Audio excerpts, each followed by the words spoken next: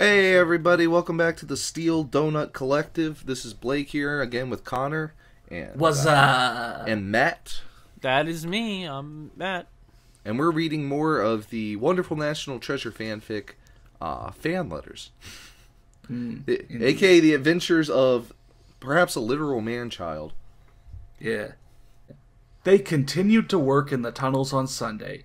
This time, Riley made sure to bring his cell phone with him just in case he got lost, which he didn't. Well, see, bringing his cell phone kept him from getting lost. Yeah. He just sat there playing Candy Crush Saga for like 4 hours, so everyone else was like digging around in the tunnels. Yeah, but Ben turns He never the left GPS the car. on, That's why he never got lost. Yeah, they put the child locks on and he was stuck in the back seat. They checked a few more tunnels before stopping to take a lunch break. It was getting colder in the tunnels, so they had to wear gloves and toques. I'm glad. Are they getting blazed up in there? I don't know what that I'm going to I'm search glad you told toques. us, author. Wait, the word toque is a type of hat with a narrow brim or no brim at all. Alright. Okay. Alright, Connor, you're going to have to put a picture of this Alright. up in the video. I'm going to send it to you guys so you can imagine they're all wearing these. Take a look. You'll have to throw a picture of that. Wow, they turned into Russian czars. Yeah, they're all wearing toques. That's what it says! Gloves and toques. They're wearing these sick hats. Yeah. Okay. There was still no sign of the book, so they methodically kept checking all the tunnels for hours, marking the walls with chalk each time they were finished. They checked the tunnels. When they were done checking the tunnels, they checked the tunnels again. Still hadn't found anything, so they checked the tunnels again. I get it. Every weekend, they continued to search the tunnels. Fuck! How long have they been going at this for?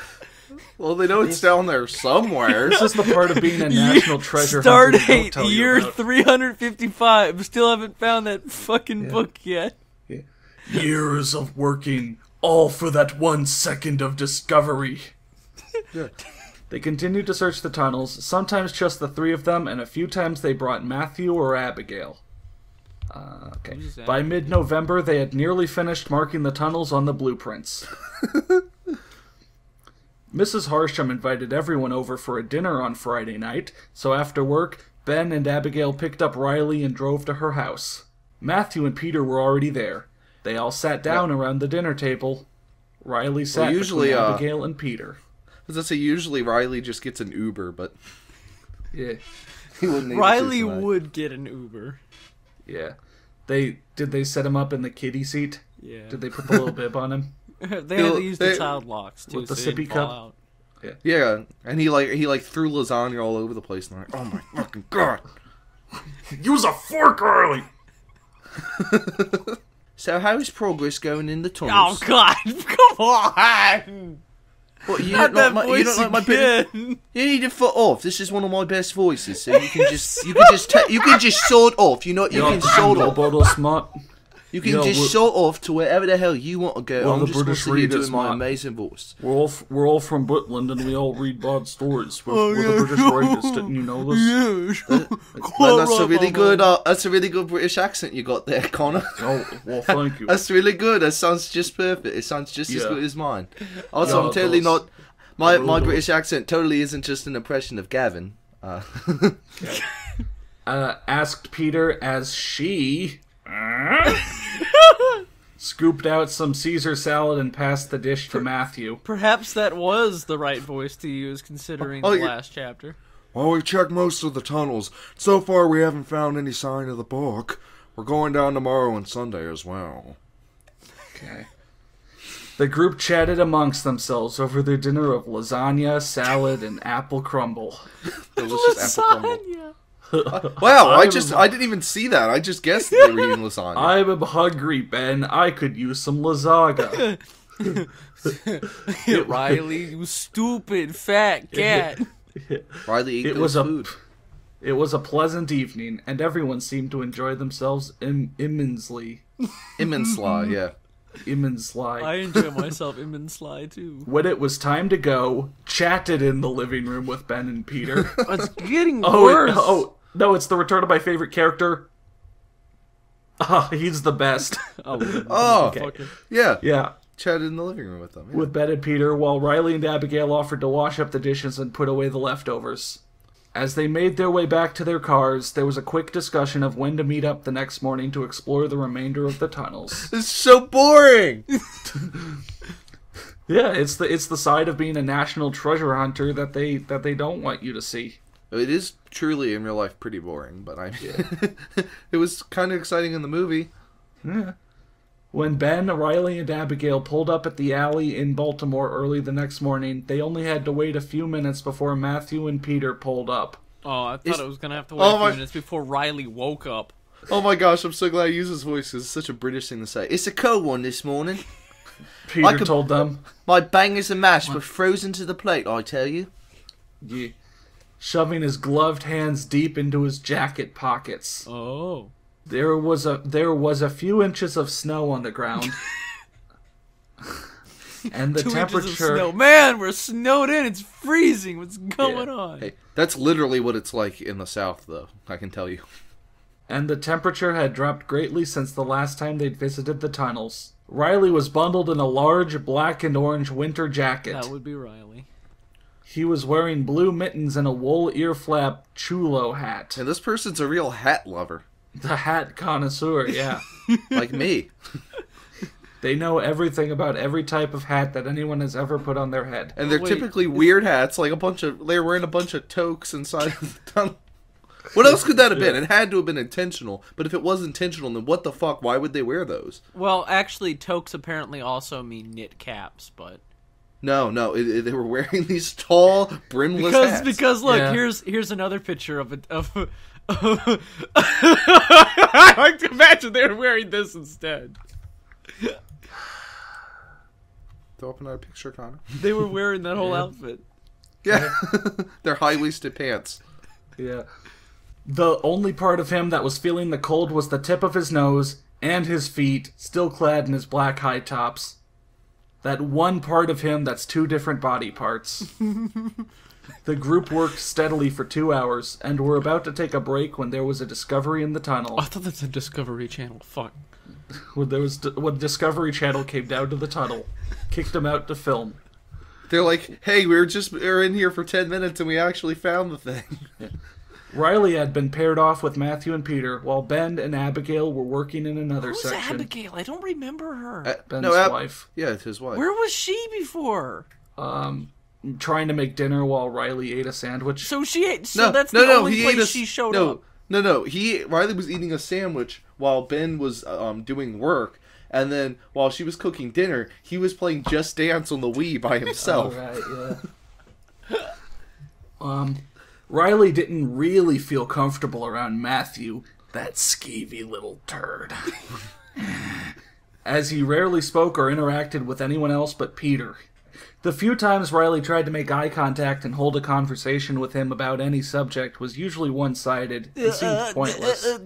You're gonna finish that sentence. Okay. That's because Riley opens up. Riley.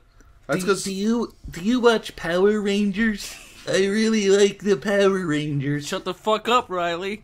no, it's because Riley opens up every conversation by moaning the person's name and trying to give them a passionate hug. So he's just like, it's like, I've got to break the ice with Matthew, and he like tries to hug him, and he's like, get the fuck off. You do this every day, Riley. Peter was much friendlier around Riley, and when they were paired up together, they were able to chat about all kinds of subjects while they worked. Peter. Riley. Peter, Riley. I also really love Power Rangers, Riley. What's your favorite season? All of them. It's like, what's your favorite ranger? It's like, the Blue Ranger. If you know what I mean. This one time I was feeling really sad, and he looked right at me through the TV and told me it was gonna be a great day. He said, don't worry, I'm gay too.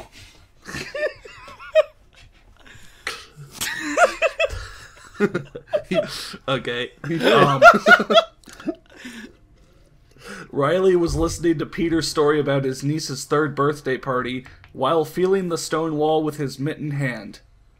Suddenly, under his fingers, he felt a section was slightly raised like a button. He pushed on it with some force, and he heard the sound of stone against stone. Stone against stone? Stone against stone? Dude, Stone Against Stone is my new band. Yeah, damn. Peter! I think I found something! Riley shouted to him excitedly.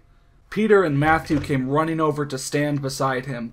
Riley shone his flashlight into the small opening that had been made and revealed a book wrapped in a large piece of material. Oh, that mysterious material. Yeah.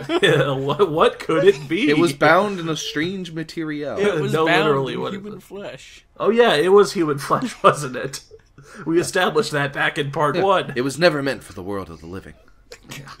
Peter's eyes lit up as he carefully reached in and pulled out the heavy book with both hands. We found it. He told his companions. Oh my god, my grandma is going to be so happy when I show her.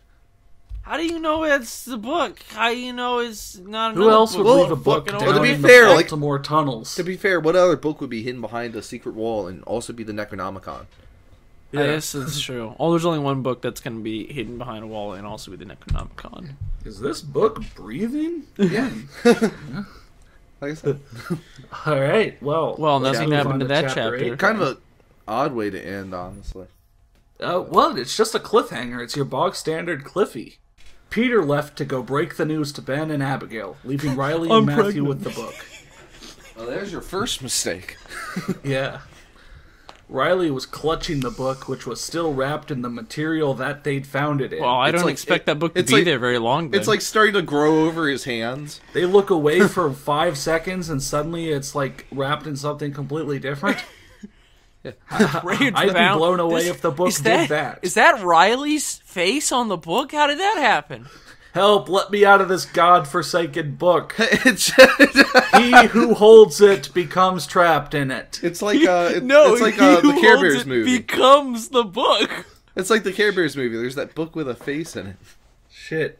Like, except you open it up, instead of being like an evil force that wants to take over the world, it's Riley. He's like, "Did you let me out of this fucking book?" Man. Man. Help, I'm trapped in a book. Oh, this is my That's line. such a great scenario to like to happen. He Help! got- I'm trapped in a book. He got deep in that book. Way too deep. Holy Lord, we finally found it. Oh my god, that's a quote from the movie. Huh? Riley spoke. Well, no. When he says "Holy Lord," he says that in the movie. I was beginning to think we never would. There was an awkward pause as Riley waited to see if Matthew would respond, but he just stuck his hands further into his jacket, frowning. Good. I like Matthew. Matthew treats Riley the way Riley deserves to be treated. Ignored. Yeah. Yeah. What? We did it! You should be happy we don't have to keep coming down here freezing our asses off. Matthew coughed, then started talking. Yeah, it's great. Real good. Good But job. Matthew, He muttered. This is me again, Odin. You know, me and Peter have been looking for this stupid book for 2 years. And now that she's hired you two experts, Peter's grandma is only going to be paying me a fraction of what I should be getting. Of what I should be. Oh, I getting. left out the was. Of what I should be getting. Yeah. Riley stared at him, stunned. Wait, you're mad that's going to pay 4 people instead of 2? Don't refer to her that way. Oh, no, it's look, blank. Yeah, don't you see? you're mad that It's gonna be paying all of them. going to be. You're mad that it's going to be paid for people. Yeah. How dare you fleece money like that from... He doesn't deserve that. Yeah. Yeah. Now I'll get a quarter of the money, not half. Matthew explained to Riley. I have a ton of bills to pay. Now he is whining too. I have a ton of bills to pay, so I feel kind of gypped. Turns out Riley is They're contagious. perfect for each other. Yeah, Riley's contagious, like I said. Yeah. Sorry. Riley shrugged apologetically. We all got bills, though. We all got bills, Wait a bitch. minute. Was he searching unpaid for 2 years for a book? Yeah. Or The maybe fuck? I searching. wouldn't do that. Now, Matt, maybe that's what you call an investment. Yeah. Hey, 2 years of back pay is pretty nice. What would you do for, I don't know, $5,000? I wouldn't I search wouldn't for a search book for for a 2 book. years. I don't care how much that goddamn book is worth. If it ain't worth like $10 million, it ain't gonna be worth 2 years of not getting paid to look Would you for it. spend 2 years searching for a book if you were paid $1 million? Fuck Yes. no. Ba-da-da-da. Yes. Okay, well, now we've seen where our loyalties lie. $1 million. Matthew still looked upset. Yeah, well, I've been down here for 2 years before you and Ben showed up. I reckon me and Peter ought to be paid more than you guys. He's like, I'm the real OG. Yeah. Riley shrugged again, surprised at what Matthew was telling him.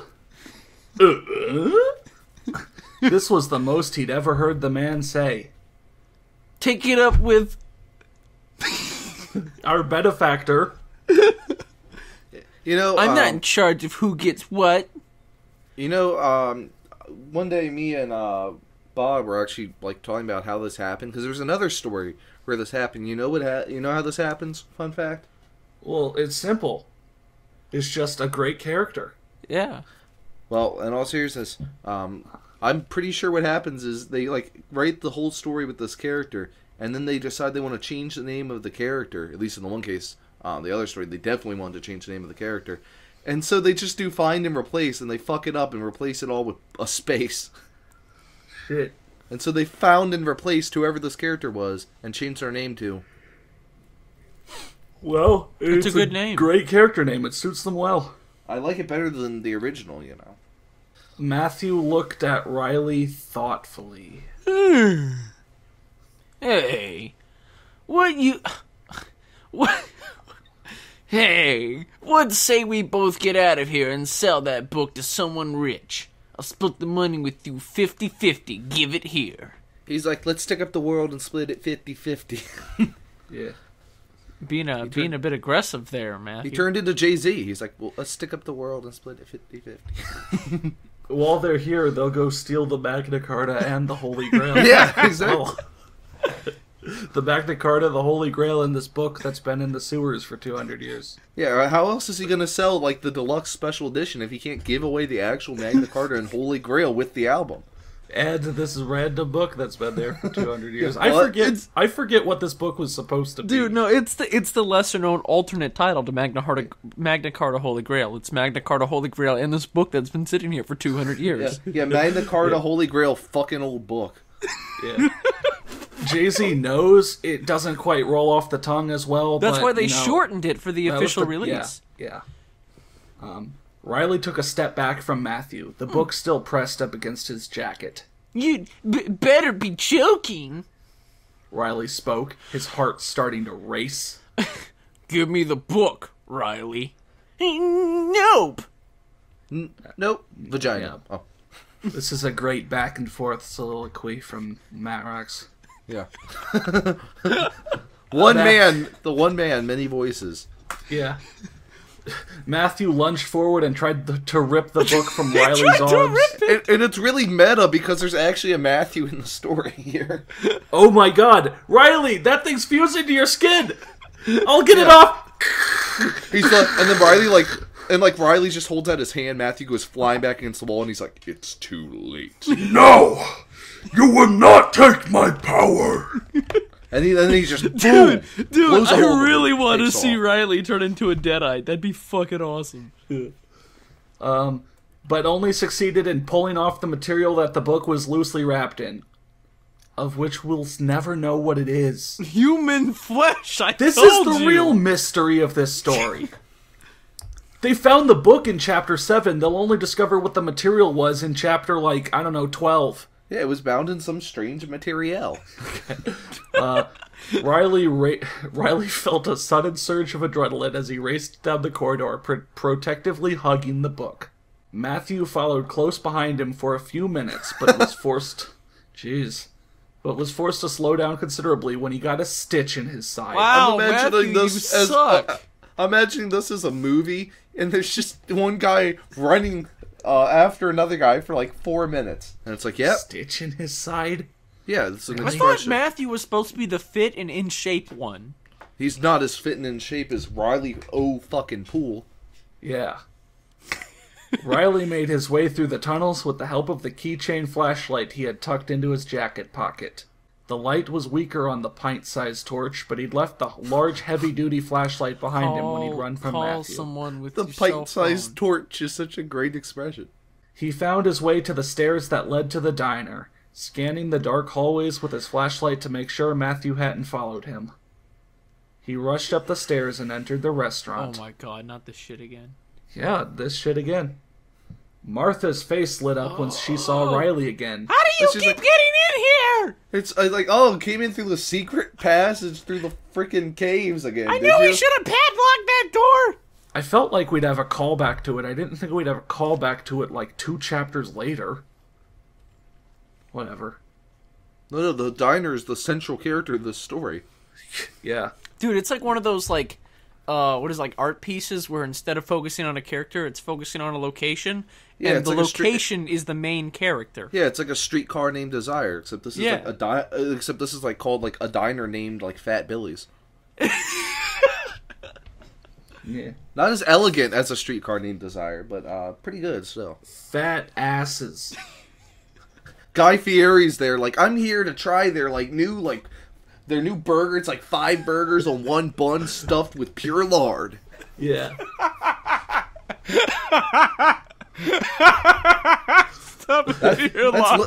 That's literally all Guy Fieri does.